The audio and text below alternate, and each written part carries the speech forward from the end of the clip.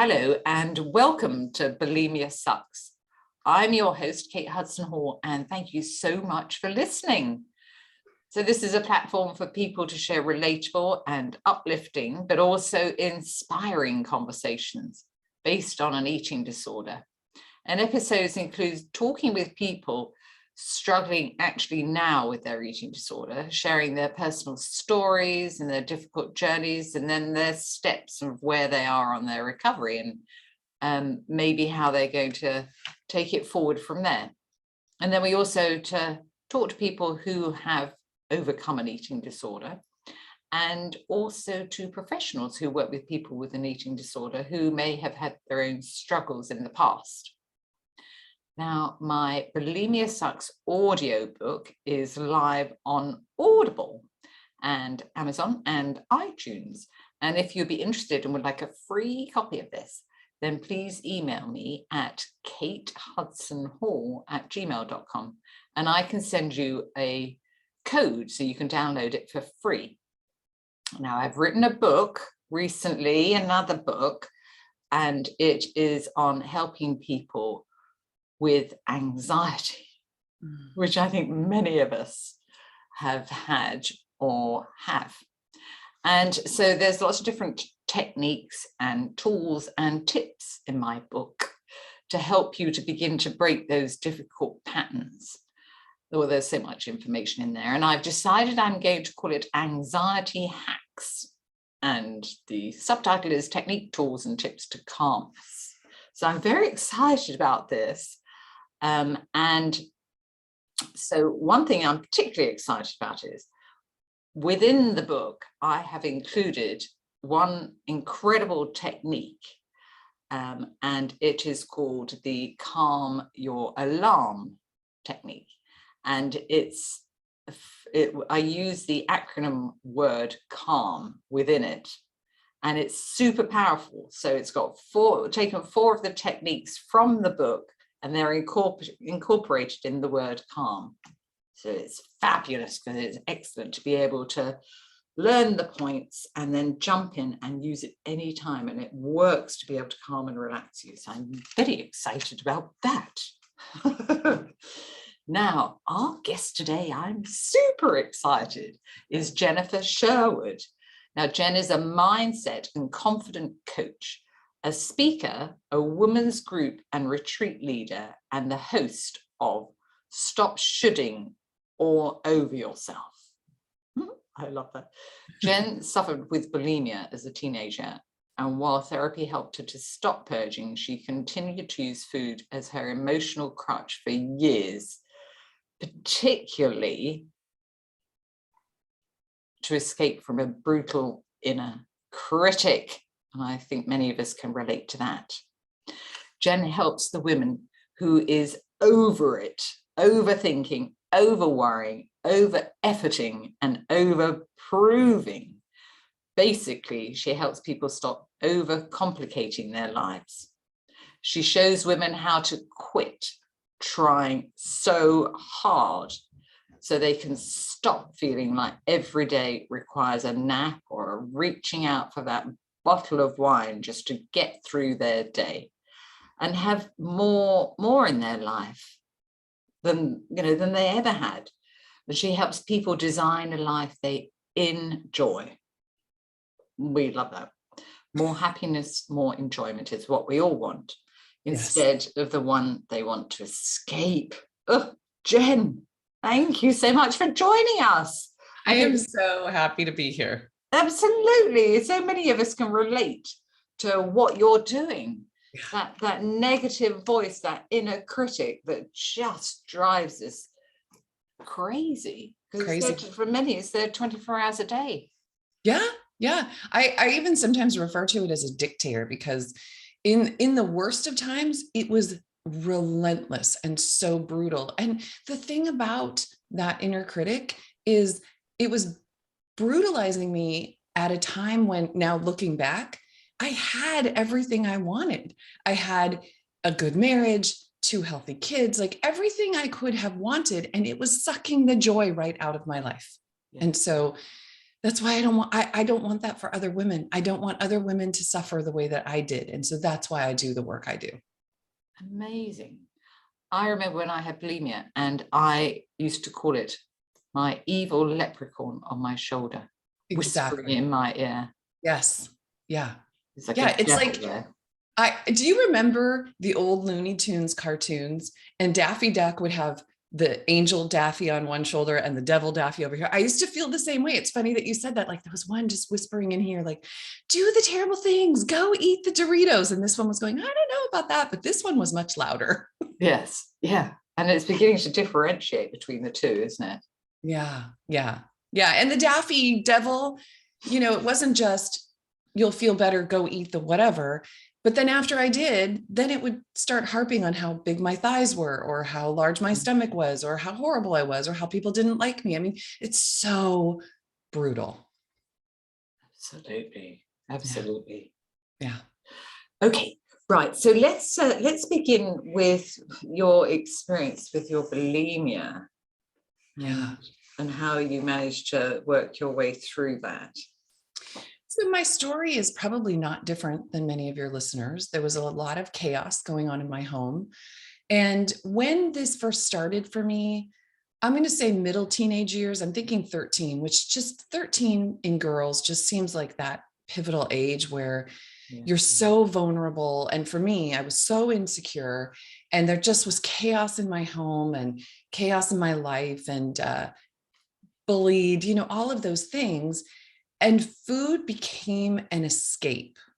And when I look back, what I see as the progression was, I didn't know it at the time, obviously, but I was just looking for a way to not feel all those emotions. But no one teaches us how to deal with emotions. Our parents don't know any better, so they can't teach us. Yeah. It's not like on your schedule at school at 8 a.m. you have the manage your emotions course. We're just thrown into this life. And absolutely, that's so true. And yeah, that's why people don't know how to deal with them. Yes, exactly. We're not told what to do. 100%. So for me, it was when I escaped into food, it was that momentary break from it. And I know there's some physiology behind this. For me, it was never sweets. It was always the crunch, the salt kind of thing. And I know there's some physiology behind whatever endorphins or whatever's released when you're eating that. So there was this sort of temporary relief. And then it was that aftermath of, now I physically feel terrible. Now I emotionally feel worse. So I got this, nanosecond of relief, and then all of this horrible, but it was like I couldn't understand that. So I kept going back for it. And that's when the binge purge came for me. Right. And I'm sure I'm sure that I was just trying to have some control over my life where there was no control. So when I was eating for that moment and feeling nothing or feeling better, I think in my mind that became like, that's what I want to go for. I want to be able to stop feeling the way I'm feeling. So I'll just keep doing this, even though afterwards I feel terrible. I didn't know any other way to deal with it. And I think for me, that's how the cycle got started. And did it go on for a number of years? So I was probably about 12 or 13 when it started. And then I finally went to therapy at 19 or 20. So several years. Yeah.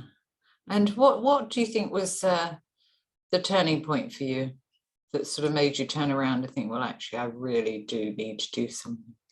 Yeah. When I finally got help, it was because I felt so awful. Physically, just my stomach was a mess. I would get just like a sick feeling. Even when I just wanted to eat a meal, then I would feel sick. And then emotionally, I was just a wreck. And I think there came a point, there came a point where it was almost like my body and my mind were like, we've had it. It's enough. It was kind of like a breaking point. And I went to a good friend at the time and I just told her, this is what I'm doing. And thankfully she was a pushy good friend. So I'm, 19 or 20. She called my mom and said, Oh, did this she? is what's happening. She needs help. And my mom, that typical mama bear, like immediately went into action, helping me find help. And, but it, you know, the other thing is, and this isn't to discourage anyone, this isn't an overnight fix. You don't sign up for therapy and the next day you're fine. You know, there is work involved, but that excavation process of going through what's going on for you, while it is difficult and while it is painful, the reward is so worth it when you are at a better place, when you're not in that cycle constantly. And so I'm saying this again, not to discourage, but to encourage. Like, don't think you're going to go to one therapy session and then everything's hunky-dory the next day. It took years for you to get to this place. It will take time to get out of it. Yeah, absolutely. And there's a lot to learn. 100%.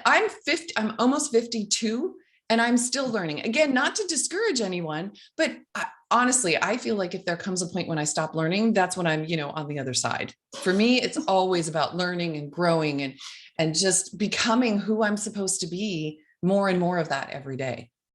Yeah, and growing. 100%. Yeah. Yeah. Absolutely. Absolutely. And it's exciting. It's exciting to learn new experiences about yourself. 100%. I agree. And for me, that's one of the things I love to do the most. I love to learn about psychology and the brain and how we function and where that's in relation to me. Where's my next level? Yeah. Where can I go with this? I love it. It's exciting. I'm a junkie for this stuff. Let's be honest. What level are you on now? What are you striving towards? Better, still could use improvement. I think because all our lives are brimming with different experiences, and every day we'll have a new experience of some sort, and some can be very stressful. So it's learning how to deal with that specific, and then tomorrow it's something else, and then you've got to figure your way through that experience. Well, I do. So what level am I at now? In all honesty, answering that, like you're saying, there might be a new experience. As you and I were joking before we turned on the camera about, we were dinosaurs that were born in the 1900s, but as we're aging, there is all this stuff that comes up in a society that favors beauty and youth. There is an element of, as we're aging, dealing with that. But also as we're aging, parents are getting older, things are happening around us. So there's always challenges, and how do we rise to that challenge is part, I think, of our learning and growing as well.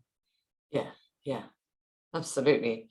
So if you could turn back and talk to that younger you, that 13, 14-year-old you, what would you say? What would you advise? What would you say to her now? I think the most critical thing I could say to her is the only opinion that matters is yours. And the reason I say that is because I have, for the vast majority of my life, been looking for approval outside of myself. Am I cool enough? Am I thin enough? Am I pretty? Am I smart enough? All of that was coming from outside. And the problem with that is, if you base how you feel about yourself on other people's opinions, then that opinion sways with public opinion. Instead of being grounded into who I am and knowing who I am, I was looking to everybody else to make me feel better. So it was, when that was going on, I mentioned I was getting bullied, and you're trying to not be bullied anymore. You're trying to fit in. You're trying, especially at that age, you just want to be accepted and cool, and it just wasn't going to happen. So if I could have looked within, actually, it's interesting. I interviewed a woman the other day who, in her experience around getting bullied, she's a little bit of a rebel. And she said, I finally stepped outside of myself and thought, why is what they're saying right and what I'm saying is wrong? Could you imagine if more young women felt that way? So I wish I could say to my younger self, why is their opinion more important than yours? And start from there. That would be the one thing I wish I could tell her. Yeah, that would be good. Yeah. To get her to sort of think about that and figure out how to do it differently. Right. And our culture really does push external validation. And so if that is, as a listener, if you know that is you, or you're recognizing you, you are not alone. You are so not alone. And it's so a very normal reaction in the cultural values that we've grown up with. Yes. Yeah, absolutely.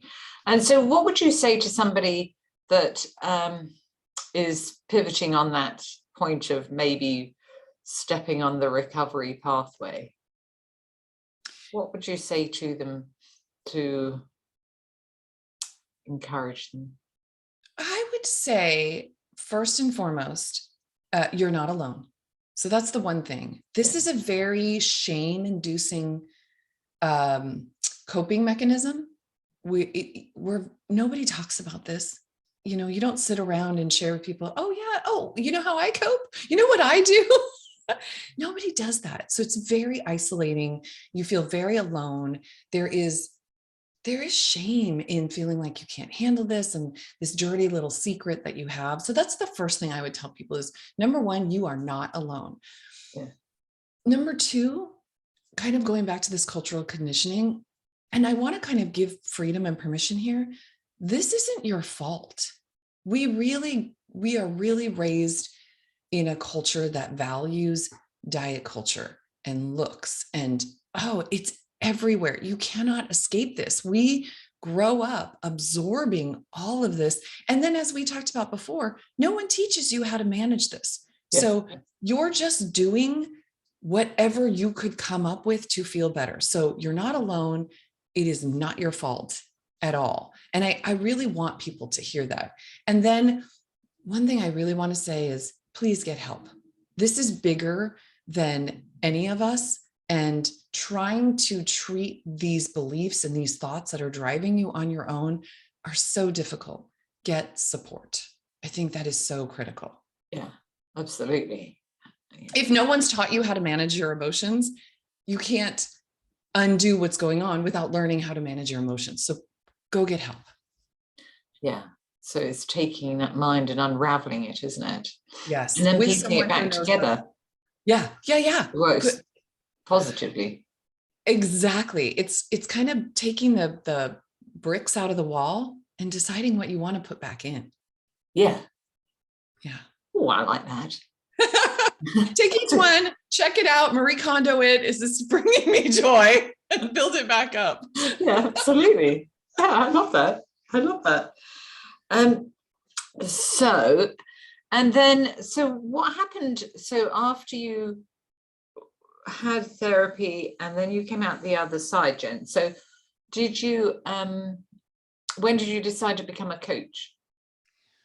Oh, so that's a long time later. Came out of therapy, and I will say, for me, the binge purge cycle ended fairly quickly, but I want to be honest, for years food was still my crutch. Right. And so it was coming to the point of noticing there is no amount of Doritos in the world that will make me feel better. That was kind of the aha and moving through it. And I think that's really important as well for people to hear. Yeah. So yeah. It's not about the food. No, the food just makes you feel worse. And so that was a process of getting there. I had a long professional career as an audiologist, which is hearing science, and really loved it. And then when I had my kids, it sort of broke open that perfectionist dictator in a different way, not specifically about eating disorder, although I was using food at the time to try to manage the dictator. And so it was a process of learning through several years. When I had my kids and this perfectionist dictator was ruling my life, I went and sought help again, because that's a different circumstance. So how did you recognize that you had this perfectionist dictator there? I think it really was looking around one day. I love to say it like this. I got sick and tired of being sick and tired.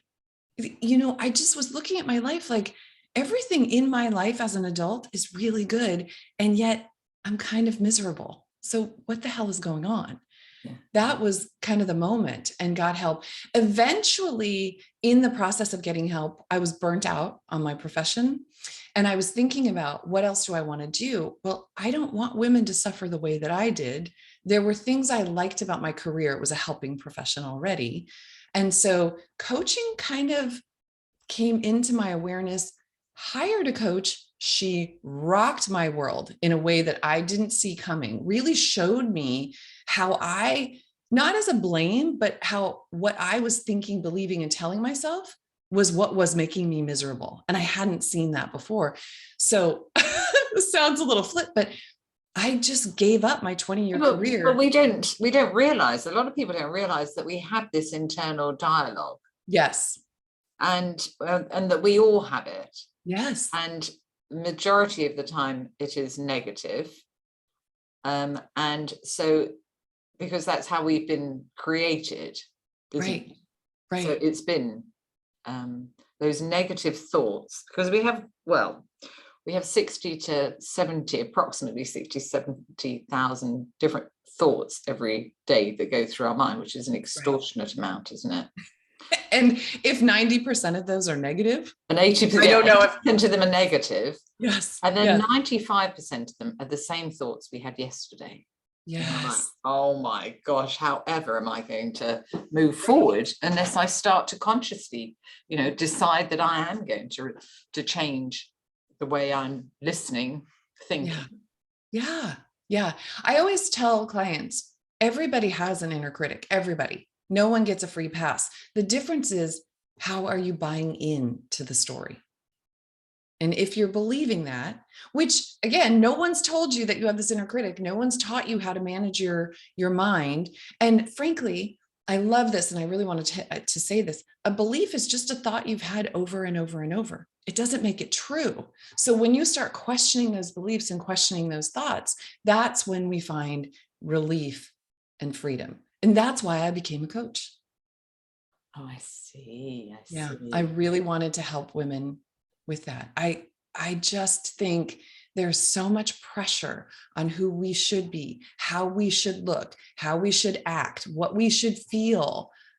Let's just know. I am done with that. And I want to help other women be done with that so they can live a life of joy and not be buried under that inner critic. I love that. I love that. And I think it's really important that people understand we have this inner critic, and that we have a choice. We don't have to listen to it, but people don't understand that because, like you say, we're not taught how to handle it. And people believe everything that they tell themselves. Yeah. And most people don't even really recognize the inner critic because it's been running on a tape for so long. Yeah.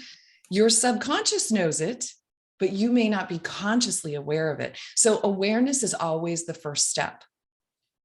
Always in any recovery program you're talking about, awareness is the first step. So, maybe one takeaway from today is to just start listening to how you talk to yourself.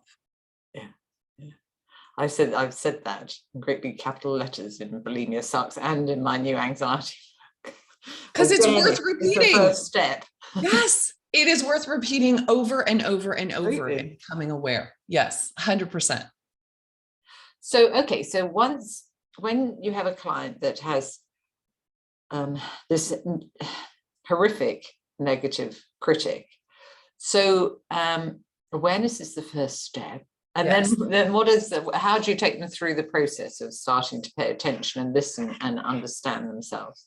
Yeah. So that's the biggest first step, right? Is to find it. And I will often, and this could be a recommendation for listeners too, is to write it down, because I think the inner critic is a slippery little devil. It does not want to be exposed. So if you think to yourself, oh, today I thought I'm horrible because I did this thing, whatever it is, but you don't write down the really awful thing your critic was saying to you, you're going to just forget it. And you're not going to do the work. So I ask people to write it down. I ask people to do what I call a brain dump. Just sit down and let all the junk in your head get out on paper. And honestly, Kate, people are shocked when they see it, when they read it back. Oftentimes my clients are very emotional. Like, I didn't even know I was this mean to myself. Yes. And so we take those thoughts and do what's called thought work on them. I like to think about beliefs like a tooth. You know, when you've got a loose tooth, you have to wiggle it and wiggle it and wiggle it before it finally comes out because it's still kind of rooted in there. That's a belief. A belief is really deeply rooted. So we do what I call thought work, where we go through and we examine the thought from different angles, essentially kind of wiggling it, and then try to bring it out and turn it around and look at it in different ways and come at these situations prepared with different thoughts. So when your critic starts criticizing you, you have another way to look at it, and you have evidence from your life. That's one of the things we do too. We go in and we look for evidence in their life to disprove the belief. So they're armed with evidence and new thoughts to counter what's coming up. Yeah. And so it's creating that new belief that they can Yes. start to focus on. Yeah. Yeah. Yeah. That's I essentially love how it. we do that work. I love talking about beliefs. Me too. People don't realize that they have negative limiting beliefs Yeah. that stop them from moving forward in their lives. Yeah. How old were you, the first time you heard the expression limiting belief? I mean, I was at least in my 40s before I heard that. But it was when I did my training, so I was in 34 or something. Yeah. Yeah. But before then I had no idea. No, because no one teaches us this. Yeah. And so a limiting negative belief could be so many different things, couldn't it? I must never fail. I must be a perfectionist at everything. I'm unlovable. Yeah, the list goes on and on, doesn't it? Yeah. People are judging me. Yeah. That's a big one with my clientele, is really fear of what people think. Yeah. I'm worthless. I'm not good enough. Yeah. Oh, not good enough. Oh, Universal, yeah. that one. Yeah. There's so many that we just don't know are running in the background. Yeah. So it's starting to sort of sieve through and find these limiting beliefs that you have. Yeah. And And being fairly shocked when you realize how cruel. You would never talk to a friend like that. You wouldn't keep a friend who talked to you like that. Yet it's going on inside. Yeah, absolutely. I had a limiting belief. I'll just briefly tell you that. So when I was young, when I was 5, my older brother used to tell me I was stupid all the time. And so then when I went to school, I was taken out of classes for extra spelling and reading, but I had to stand up in front of the class and be taken out with a group of people. And so it was a big hoo-ha. And that was all helping to reinforce the fact of me starting to think and build this negative belief that I was stupid. Yes. So then by the time I went as a teenager and off to school, then I was in the bottom class of everything because I was believing that I was stupid. Right. And of course, at home, I'm still being told that I'm stupid. So then when it came, 16, 17 to do my exams, I didn't do very well because I just, had this focus. My focus was that I was stupid. And so it wasn't until I was 34 and I learned about limiting beliefs that I understood this is what I had, and then started to turn it around. That story is so interesting because think about how powerful our mind is, that your brother constantly told you were stupid, and you believed it in a way that didn't allow you to express the true intelligence that you had. I mean, that's mind-blowing when you think about it. And so then it's being reinforced in school when it was all wrong, but your brain was so powerful that that's how it showed up. I mean, that's pretty amazing. Yeah, it's really in a not great way. Let's be honest. But then eventually there was light at the end of the tunnel. I do recognize it, but that's that is an example of how a limiting belief can develop from a very young age. Yeah, and that's just only one example. Yes, I'm sure there are more, but it blows me away to think about how powerful our minds are. Yeah, absolutely. And so where are you now? What are you doing now, Jen? So you're doing your coaching. Yes. So I work with women privately one-on-one. I also have a membership group called the GC, and the GC doesn't stand for anything specific. It's kind of a cloud, like there are girlfriends and collaborations. You can get coached. It's gain. And it's such an amazing, I like to call it the warmest, safest place on the internet. It's a group of women that are coming together who do not see each other as competition. You can be in this group and not worry about being judged. Yeah. And it's the place where you can come in and leave your armor at the door and be really vulnerable. So it's an online group where we meet a couple times a month. I usually bring coaching tools or teaching a topic I teach on one of the times. And the other time is just a general, we just gather together and talk about what's going on for us and support one another. I love it so much. So that's the two ways I work with people. And so do you, with your coaching, do you do it online? I do. Everything's online, just like this on, oh, well, some okay. people might be listening, but I do it over Zoom. Oh, okay. Okay. Yeah. And so how can people find you? So the easiest way to find me is my website, jennifersherwood.com. And then anywhere on socials, I'm Jennifer Sherwood Coaching. So you can please come find me, come hang out with me. It'll be fun. I love meeting new people and I love having new connections. And yeah, obviously, Kate, I was telling you, this is just so fun for me to connect with other women. I just love it. Oh, absolutely. Absolutely. And then, so what sort of topics do you cover in your group? So I bring things like, join. So like, for example, we just this week, we were talking about navigating the roller coaster of life. So it's teaching people tools to deal with crisis. We've had meetings where it's how to have better relationships, forgiveness. Boy, what else do we talk about? But those are the kind of like generalized topics of things that I think are relevant for women at any stage of life, really. Yeah. And we come in and I don't take the whole time. I teach the topic and then we really talk about it. I want this to be very interactive, not just me talking at them. Yes. Yeah, absolutely. Absolutely. Yeah. And then, people can learn from other people.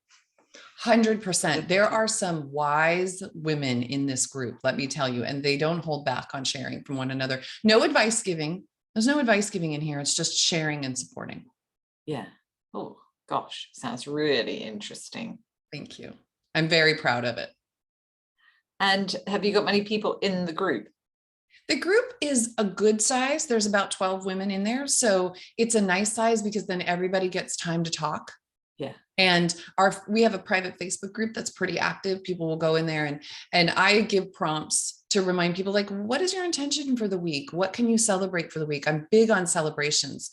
Ladies, we are so quick to roll through the good in our life to get to the next thing. I really want to help people stop and celebrate. So the women are often commenting on each other's posts in there. And then, like one woman just got into a doctoral program and we were celebrating in the group and we were celebrating in the Facebook group. And if somebody's having a hard time, they'll post in there. So it's the whole gamut of support. It's when you're not feeling great and we're going to celebrate with you when you feel great. Yeah. And what I really loved is that people, or each one of you, it sounds like you don't judge the other, which I think is very important. We have agreements in the group about confidentiality and about judgment. And I always tell new people, and this, it seems so simple, but it's a good reminder. We've never walked in anybody else's shoes. She knows what's best for her. We don't. So let's not judge where she's at. Let's not judge her decisions. Let's just be there for each other. Oh, absolutely. The other thing I do that I'd love to share, I don't have one coming up, but I tell you, this is my jam. I love to lead retreats. So that's my other thing that I do is I lead in-person retreats, multi-day retreats. Oh, do you? When have you got your next one coming up? I don't have it scheduled yet. I usually do it in the fall. So keep an eye out. Something will be coming, but we've gone to Carmel here in California. We've gone to San Diego in California. I've done a few in Carmel and then the pandemic hit. But what about London? I'd love to go to London. Retreat there. Do you want me to come to London? Let's talk about that. But so last November, we got to meet finally in person again after all of the shutdown. And it was amazing to be in the room together and just the connections and it was just beautiful. I love it. Oh, yes. And can anybody join this? Anybody. Yeah. Oh, okay. And then what happens on the retreat? There is a whole lot of warmth and growth. So we do, I am all about, first of all, I'm all about spaciousness. So I give people lots of space on the retreat. Nothing ever starts before 10 in the morning, and there's a nice long lunch break, but we really go through, it depends on what the theme is for that particular one. But we do a lot of like really checking in with what's going on. And I will tell you, I could bring a binder full of exercises to do, and I'd have to chuck about 3/4 of them, because what happens in that room is magic. Once people get comfortable and start sharing what's going on for them, that just builds, and they are connecting with each other. And one of my clients came who was very gun shy. Is that a word around female connections? Just experience in life. A lot of us have that because women are competition, right? That's a message. She left that thing with a best friend. They are still friends from that. And she just came to me and said, I really realized at that retreat that who I am is good enough, because she's always felt like an outlier in her family and her life. And being in there and being accepted by the women in that room changed everything for her. So it's a lot less about what I teach in the retreat and more about what happens in the room between them. It's, I mean, if anybody listening has never been on a women's retreat, there's such magic that happens. And the first one I went on, I was that girl who came from the, I'm nervous, women have hurt me, women have jaded me, and then went to a women's retreat and was blown away by what we can do for each other. Oh, I'm looking forward to coming on your retreat in London. Excellent. We'll talk about that. Sounds good. Absolutely.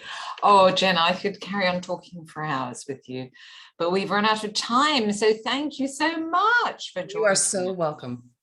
So welcome. This is I know we could just keep chatting forever. This has been fully my pleasure, Kate. Thank you for having me. Absolutely, for your valuable, relevant, important information. It's been treasurable. So thank you. Thank you. So that's all for today's episode of Bulimia Sucks, and thank you to everybody for listening. And before we go, make sure you subscribe to the podcast on Apple iTunes so you never miss an episode. And then also let us know what you think and show some love for your favorite podcast by leaving us a review on Buzzsprout or Spotify or Apple iTunes or wherever you are. Leave us a review. We'd love to hear from you. So that's all for today, and thank you for listening.